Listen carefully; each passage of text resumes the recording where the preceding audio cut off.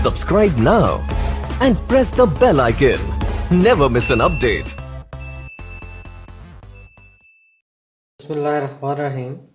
अस्सलामुअलैकुम dear students, उम्मीद करता हूँ कि आप खैरियत से होंगे।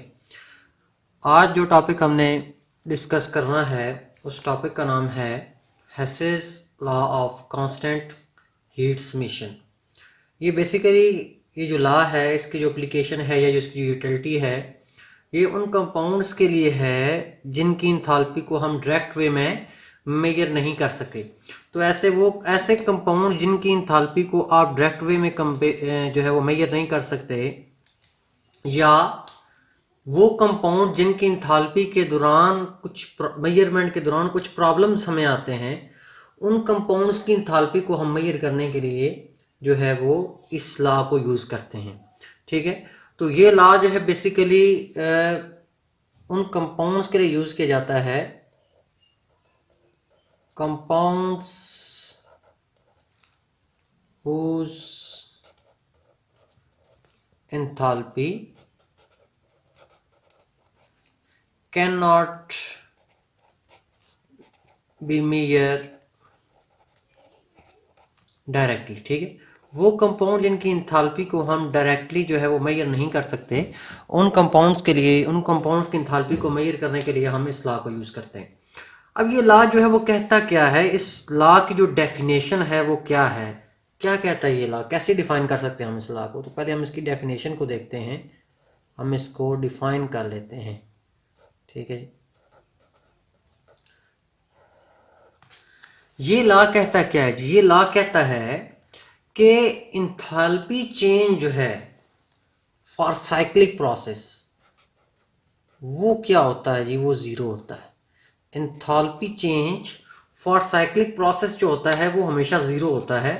इसको हम कहते हैं Hess's law of constant heat submission. मैं सबसे पहले इसमें एक टर्मिनोलॉजी है जिसका नाम है सबमिशन। सबमिशन हम किसके लिए यूज़ करते हैं? सबमिशन देखें, अगर आपके पास ये जो टर्म सबमिशन है, ये जो आपको नज़र आ रही है, इस टर्म को हम कहते हैं सबमिशन।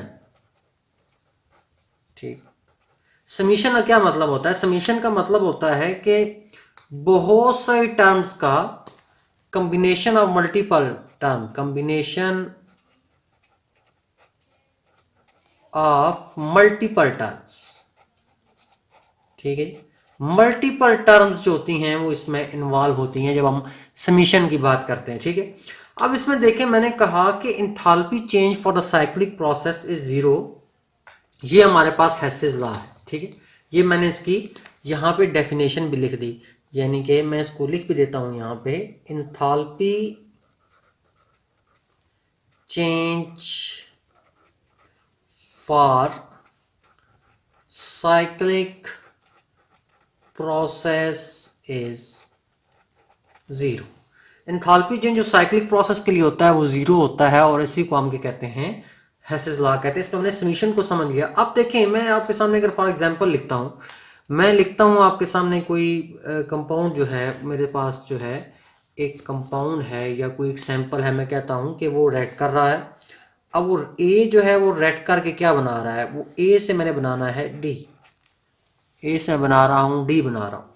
तो अब मैंने क्या देखना है कि इसके कौन कौन से पॉसिबल रूट्स हैं। या मैं इसको डायरेक्ट वे में ए बना रहा हूँ, ए से डी बना रहा हूँ, या फिर मैं क्या कर रहा हूँ, ए से पहले बना रहा हूँ बी, बी से जो मैं बना रहा हूँ सी, और सी को से मैं क्या बना रहा हूँ डी। यहाँ से लेके यहाँ तक का जो एंथैल्पी चेंज है इसको मैं डेल एच से रिप्रेजेंट कर रहा हूँ। ठीक है, और यहाँ से लेके यहाँ तक का जो एंथैल्पी चेंज है उसको मैं डेल एच वन से रिप्रेजेंट करता हूँ। यहाँ से जो एंथैल्पी चेंज है इसको मैं डेल एच टू से रिप्रेजेंट करता हूँ, और यहाँ से लेके यहाँ तक जो है इसको डेल एच थ्री से रिप्रेजेंट करता हूँ। तो मेरे पास बेसिकली थ्री एंथैल्पी चेंजेस हैं। तो इन तीनों एंथैल्पी चेंजेस, यानी कि दिस और दिस, ये जो तीन एंथैल्पी चेंजेस हैं इनका जो सम होगा that will be equal to del H. मतलब कि ये जो आपके पास डेल एच है that will be equal to del H one plus del H two plus del H three. तो ये तीनों का जो एंथैल्पी चेंज का जो सम होगा that will be equal to 0, यानी कि जो वैल्यू डेल एच की होगी वही वैल्यू इन तीनों के सम से भी आएगी। फर्ज करता हूं कि यहां से ए से डी बनने के लिए मेरे पास जो डेल एच की वैल्यू है मैं कहता हूं -43 किलो जूल पर मोल आई है। तो जब मैं इन तीनों एंथैल्पीज को जमा करूंगा तो वो आंसर भी 43 किलो जूल पर मोल ही आएगा। ठीक है, इन तीनों के कॉम्बिनेशन से भी सेम आंसर आएगा। ठीक है, तो मैं कहूंगा कि चाहे आप एंथैल्पी को डायरेक्ट वे में मेजर करें, चाहे आप उसको इनडायरेक्ट वे में मेजर करें, उसका क्या है, उसका जो ओवरऑल एंथैल्पी चेंज होगा वो जीरो होगा। अब इसकी क्या फायदा है, देखें अब आप यहाँ से ए और डी, ए से अगर आप एक एंथैल्पी चेंज फाइंड करना चाहते हैं तो फिर तो आप इस रिएक्शन को डायरेक्टली यूज कर सकते हैं। लेकिन अगर आपके पास क्या है, आपके पास कोई कंपाउंड, आप फॉर एग्जांपल बी की एंथैल्पी को फाइंड करना चाहते हैं, आप सी की एंथैल्पी को फाइंड करना चाहते हैं, या फिर आप डी की एंथैल्पी को फाइंड करना चाहते हैं, ठीक है, तो फिर आपको क्या करना पड़ेगा, फिर आप इस लॉ को यूज नहीं कर पाएंगे, डायरेक्ट वाला जो लॉ है, फिर आपको इनडायरेक्ट मेजर करनी पड़ेगी। यानी कि पहले आपको ए से बी स्टडी करना पड़ेगा, फिर बी से सी करना पड़ेगा, फिर सी से डी करना पड़ेगा। तो जो बीच में एंथैल्पी चेंज आएंगे वो सारे कंपाउंड्स को डिफाइन करते जाएंगे। जब उन सारे एंथैल्पी चेंजेस को हम कंबाइन करेंगे इस तरह इस लॉ को यूज करते हुए, तो हमारे पास क्या होगा, हमारे पास ओवरऑल एंथैल्पी चेंज आ जाएगा। तो ये जो हमारे पास ओवरऑल एंथैल्पी चेंज होगा that will be equal to 0। अगर हम इसको एक एग्जाम्पल से अगर हम इसको जो है वो डिस्कस करना चाहें, मैं यहाँ पे चले कोई एक आपके सामने एग्जाम्पल ले लेता हूँ। एग्जाम्पल हम यहाँ पे कोई भी जो है वो डिस्कस कर लेते हैं। ठीक है जी, फर्ज किया मेरे पास जो है वो मैं कार्बन का जो साइक्लिक चेंज है उसको स्टडी करता हूँ। ये मेरे पास कार्बन है, कार्बन के अंदर जब मैं ऑक्सीजन को ऐड करता हूँ तो मेरे पास क्या बनता है, कार्बन डाइऑक्साइड से मेरे पास ये डेल एच है।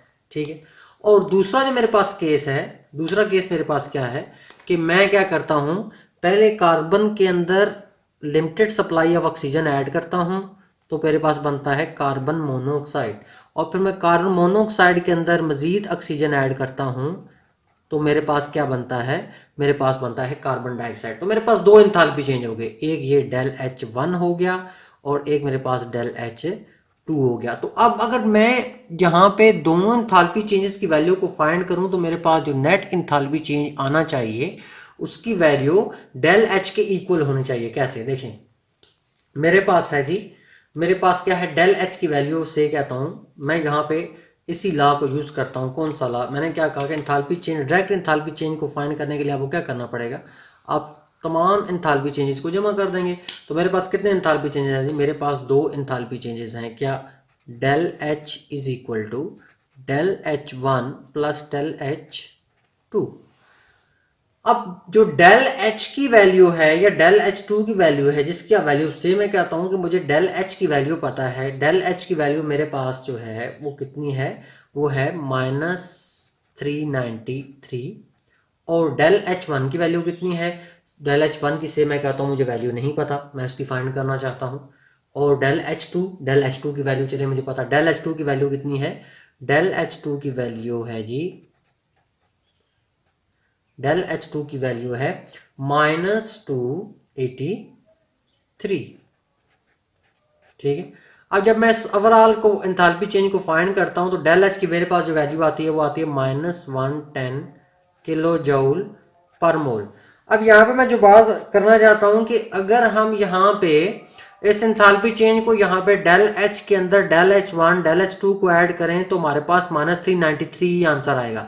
लेकिन अगर आपको यहाँ पे डेल H1 की वैल्यू नहीं पता या फिर आपको डेल H2 की वैल्यू नहीं पता तो आप इस डायरेक्ट रूट से उसकी वैल्यू को फाइंड नहीं कर सकते। तो उसकी वैल्यू को फाइंड करने के लिए आपको क्या करना पड़ेगा, आपको ये जो इनडायरेक्ट रूट है इसको फॉलो करना पड़ेगा, फिर आप जो है इसकी एंथैल्पी को फाइंड कर सकते हैं। तो यानी कि those compounds whose enthalpy cannot be measured by the direct method, their enthalpy can be measured with the help of Hess's law।